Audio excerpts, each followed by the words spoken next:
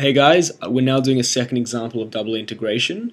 This one's a little bit harder, but the process is the exact same. We're going to be finding reactions from a free body diagram, finding respective moment equations, subbing it into this formula here, integrating twice, using boundary conditions to find the unknowns, and then finding the deflection equation and maximum deflection. So let's jump straight into it.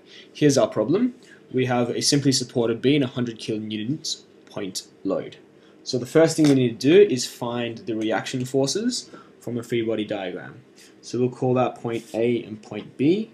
We'll first take the sum of the moments about point A such that we want it to equal 0. So the obvious reactions we're going to be having will be, call that AY, and this one we'll call BY. So sum of the moments about A, so we would have by times by 10 minus 100 by 2.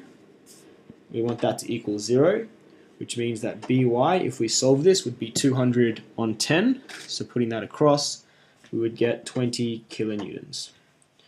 Now the sum of the forces in the y direction, taking up as positive, we want that to equal 0.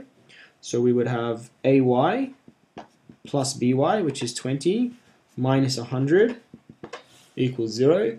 We would find AY equals 80 kilonewtons. So, very simple, we've found the reaction forces from the free body diagram. Point number 2 is to find the moment equations.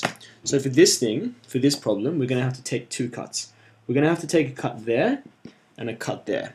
And what's sometimes nice to do, what you have to do for this problem, is you're going to be considering a distance x1 and a distance x2.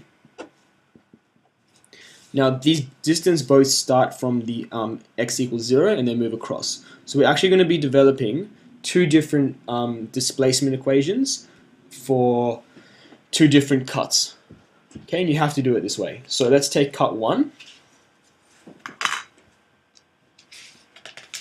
So for